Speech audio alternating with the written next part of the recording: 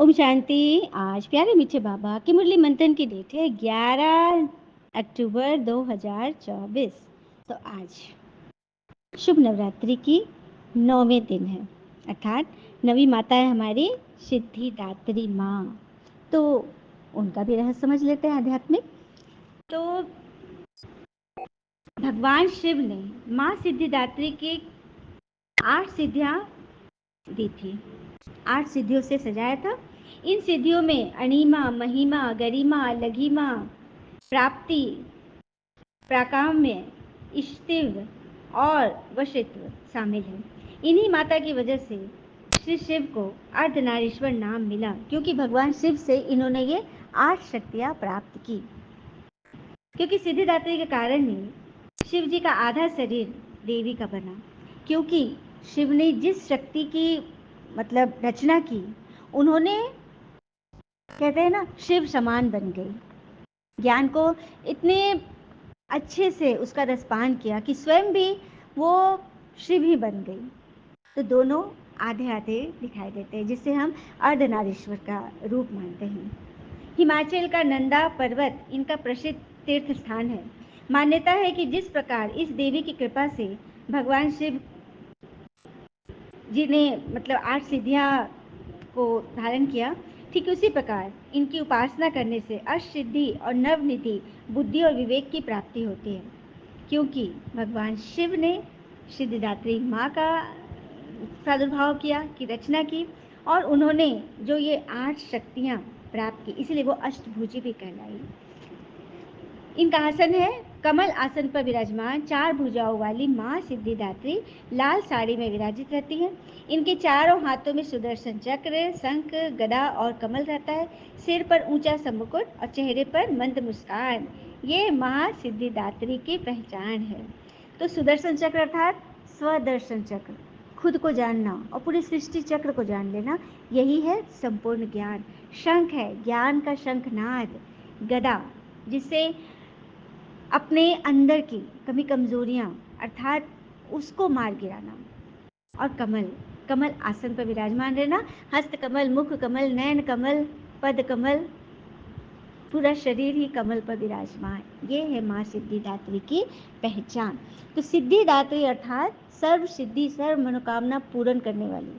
तो उन्होंने शिव से जो ज्ञान का रसपान किया, उस वजह से उन्होंने जो जिस तरह से अपने आप को भरपूर किया, शिव के समान बनाया, तो उसी ज्ञान का हम स्मरण करते हैं। तो बाबा ने कहा, मीठे बच्चे, बाबा की याद के साथ साथ ज्ञान धन से संपन्न बनो, बुद्धि में सारा ज्ञान घूमता रहे, तब अपार खुशी रहेगी। सृष्टि चक्र के ज्ञान से तुम चक्रवर्ती राजा बनोगे, सिद्धिदात्री बनोगे। समझ गए? प्रश्न, किन बच्चों की प्रीत बाबा से नहीं हो सकती? किन बच्चों की प्रीत, मनुष्यों की प्रीत बाप से नहीं हो सकती? किन बच्चों की? उत्तर, जो रौरव नरक में रहने वाले विकारों से प्रीत करते हैं, ऐसे मनुष्यों की प्रीत पिता से नहीं हो सकती। तुम बच्चों ने बाबा को पहचाना, इसलिए तुम्हारी पिता से प्रीत है, क्योंकि जो जानेंगे मानेंगे वही तो पहचानेंगे। दूसरा प्रश्न, किसे सत्युग में आने का हुक्म ही नहीं है? आज तो बाबा ने दूसरा अलग प्रश्न पूछे ना, किसे सत्युग में आने की हुक्म नहीं है, स्वर्ग में आने की किसको इजाजत नहीं है? उत्तर, बाबा को भी सत्युग में आना नहीं है, तो वहाँ काल भी नहीं आ सकता। सुना, कालों के काल महाकाल है ना, वो भी नहीं जाएंगे, क्योंकि वहाँ काल ही नहीं है। जैसे रावण को सत्युग में आने का हुक्म नहीं है, ऐसे बाबा कहते, बच्चे मुझे भी सत्युग में आने का हुक्म नहीं है, बाबा तो तुम्हें सुखधाम का लायक बनाकर घर चले जाते हैं, उन्हें भी लिमिट मिली हुई है, परमिट परमधाम की ही मिली है ना। फैंटास्टिक बाबा हमारे। ओम शांति। रूहानी पिता बैठ रूहानी बच्चों को समझाते हैं। रूहानी बच्चे याद की यात्रा में बैठे हुए हो, अंदर में ये ज्ञान है ना कि हम आत्मा याद की यात्रा पर है। यात्रा अक्षर तो जरूर दिल में आना चाहिए, जैसे वह यात्रा करते हरिद्वार अमरनाथ जाने की। हाँ, यात्रा पूरी की फिर लौट आते हैं। यहाँ फिर तुम बच्चों की बुद्धि में है कि हम जाते हैं शांति धाम, बाबा ने आकर हाथ पकड़ा है, हाथ पकड़कर पार ले जाना होता है ना। कहते भी हाथ पकड़ लो, क्योंकि विषय सागर में पड़े हैं। अब तुमसे बाबा को याद करो और घर को याद करो। अंदर में आना चाहिए कि हम जा रहे हैं अपने घर, इसमें मुख से कुछ बोलना नहीं है, अंदर में याद चलती रहे, यही है याद की यात्रा। घर पहुंचेंगे फिर काम, बाबा का काम पूरा हो जाएगा। ठीक है। फिर बाबा कह रहे योग अक्षर नहीं कहो, मत कहो, याद की यात्रा कहो, याद कहो। योग से लोग डरते हैं।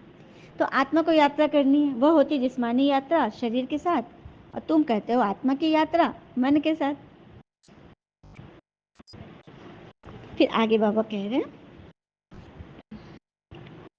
बाबा तो अच्छी रीति बच्चों को समझाते हैं ना, याद करते करते हैं तुम्हारे पाप कट जाने हैं, पहले तो घर जाना है, यह है रूहानी यात्रा। गायन भी है ना, चारों तरफ लगाए फेरे फिर भी भगवान नहीं हुए मेरे। क्यों नहीं हुए मेरे? क्योंकि ईश्वर का परिचय ही नहीं है। लेकिन हमारे तो जन्म जन्म के फेरे उनसे जुड़ गए हैं, हमारी आत्मा के। इसलिए तो बहुत सुंदर गीत है ना, बिन फेरे हम तेरे, बिन फेरे हम तेरे बाबा, बिन फेरे हम तेरे, बिन फेरे हम तेरे, सजी नहीं बारात तो क्या, आत्मा की नहीं हुई मुलाकात तो क्या, बिन फेरे हम तेरे, बिन फेरे हम तेरे बाबा, बिन फेरे आत्मा तेरी, बिन फेरे हम तेरे। तो हमें चक्कर लगाने की दरकार ही नहीं, क्योंकि बाबा आ गए हैं। कहते हैं ना, क्षमा जब महफिल में आ जाती है, जल जाती है, तो परवाने फेरे लगाते हैं। लेकिन एक परवाने होते फेरे लगाकर चले जाने वाले, लेकिन हम हैं फेरे पर फिदा होने वाले, क्षमा पर, है ना। बस यही शौक है। फिर बाबा कहते हैं, जैसे एक्टर्स रूप बदलते हैं ना, कभी मेल व फीमेल बन जाते हैं, ये भी रूप बदलते हैं। कौन? सत्युग में थोड़ी ऐसी बातें होंगी, तुम पावन में फिर और कोई पावन बनाते हो। फिर आगे बोल रहे बाबा, बाबा तो कहते हैं हम आते ही नई दुनिया बनाने, मैं आता हूँ नई दुनिया बनाने। आधा कल तुम बच्चे राज करते हो, फिर ड्रामा प्लान अनुसार द्वापर शुरू हो जाता है, और देवताएं चले जाते हैं वाम मार्ग में, अर्थात विकारों में चले जाते हैं। तभी तो गंदे गंदे चित्र जगन्नाथपुरी में है, हाँ, कोणार्क में है, बड़े बड़े मंदिरों में। और यूँ तो उनकी राजधानी थी, जो खुद विश्व के मालिक थे, वो फिर जाकर अब मंदिरों में जाकर बंद हो गए, मूर्तियों के रूप में। जो विश्व के मालिक थे अभी बंद हो गए, उनको काला दिखाते हैं। इस जगन्नाथ के मंदिर पर तुम बहुत अच्छे से समझा सकता, आखिर क्यों मंदिरों पे ऐसे चित्र हैं? क्यों? क्योंकि देवताएं सबसे पहले गए वाम मार्ग में, विषय वास्तव में सबसे पहले गए। आप ही पूज्य थे और आप ही अभी पुजारी बन गए। आप ही सुख देते थे, अभी दुख लेते हो। कितना बदल गया।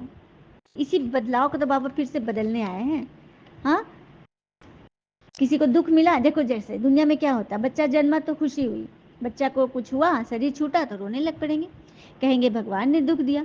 अरे ये अल्पकाल का सुख दुख तुमको रावण राज में ही मिलता है, मेरे राज में दुख की बात ही नहीं है। सत्युग में, सत्य को कहा ही जाता है अमर लोक, इसका नाम है मृत्यु लोक। पृथ्वी को अकाले मर पड़ते हैं यहाँ, वहाँ तो बहुत खुशियाँ मनाती है, आयु भी बड़ी रहती है। खुशियाँ मनाते, जो शरीर छोड़ते ना 150 वर्ष पूरी लंबी आयु जी के, तो खुशियाँ मनाते, ढोल नगाड़े बजाते कि चलो अब इस शरीर से, इस नाम से छूटूं, अब फिर से वापस बच्चा बनूं। तो वहाँ तो मृत्यु है ही नहीं। हाँ, तो इसीलिए उसे कहते हैं अमर लोक। फिर बाबा बता रहे हैं, कोई शरीर को बहुत संभाल के रखते हैं यहाँ भी, तो आयु बड़ी हो जाती है। जैसे योगी आत्मा लोग, पुराने ज़माने में सबकी आयु लंबी लंबी, दादी लोग की, हमारे ब्रह्मा कुमारी दादियाँ की आयु 104 5 ऐसे वर्ष की थी। हाँ, क्योंकि शरीर को बहुत संभाले। फिर बच्चे भी कितने हो जाते, आयु बड़ी होती तो बच्चे भी हो जाते, परिवार बढ़ता जाता, वृद्धि जल्दी होती है। जैसे झाड़ से टालियाँ निकलती हैं, 50 टालियाँ, उनमें से 50 निकलेगी, कितनी वृद्धि हो जाएगी। 50 टालियाँ पहले से निकले, उनमें से भी कितना लर्जर निकल जाता है, फुनगा फुनगी, है ना। यहाँ भी ऐसे है, इसलिए इसका मिसाल दिया जाता है बड़ के झाड़ से। बरगद का पेड़, सारा झाड़ खड़ा, लेकिन फाउंडेशन ही नहीं है, असली फाउंडेशन नहीं, जो पत्तों पत्तों से जो जड़ निकली ना, उससे फाउंडेशन, वो जड़ पकड़ बन गया, और धर्म बन गया। लेकिन सनातन धर्म असली धर्म तो है ही नहीं। इसलिए बाबा कहते हैं, याद की यात्रा से मत डिगो, जहाँ भी जाओ घूमो फिरो, लेकिन याद की यात्रा में रहो। रूहानी यात्रा तो करते ही रहेंगे ना, आत्मा तो कर ही लेगी यात्रा। बाबा समझाते हैं, बुद्धि में सदैव ये याद रखो कि हम जा रहे हैं, हमारे इस पुरानी दुनिया से लंगर उठ चुका है, दुख की दुनिया से लंगर उठ गया है। हाँ, और कहते हैं ना कि मुश्किल से भाग जाना आसान होता है, मुश्किल से भाग जाना आसान होता है। जिंदगी में हर पहलू इम्तिहान होता है। फेलियर से डरने वाले को कुछ नहीं मिलता, फेलियर से डरने वाले को कुछ नहीं मिलता। जिंदगी में गिरकर उठने वाले के कदमों में जहान होता है।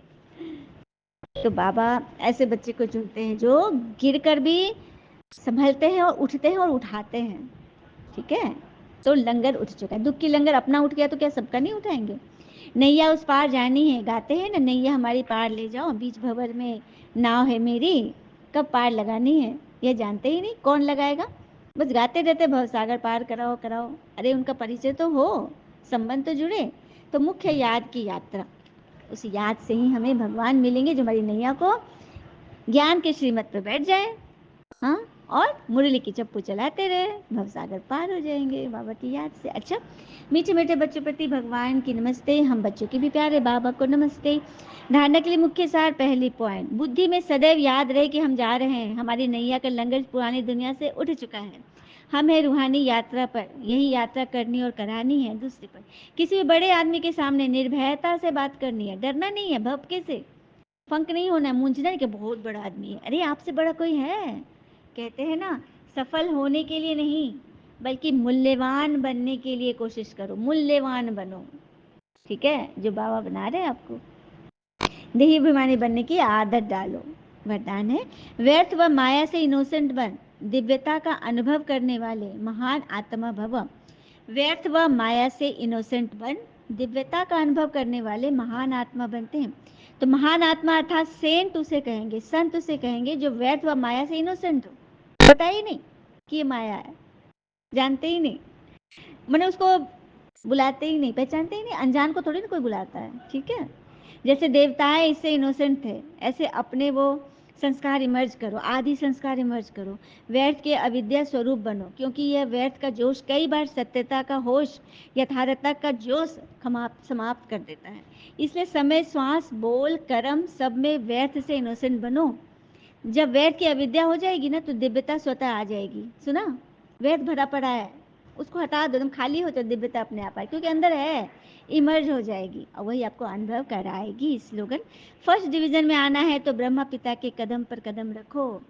फर्स्ट डिवीजन में आना है ना तो ब्रह्मा पिता के कदम पे कदम रखो, और जैसे वो चल के गए, जैसे उन्होंने धारणा की, जैसे अपने आप को आत्मा रूप में अभ्यास के अभ्यासी बने, उस तरह से बनो और बनाओ। अच्छा, ओम शांति। शुक्रिया बाबा, शुक्रिया।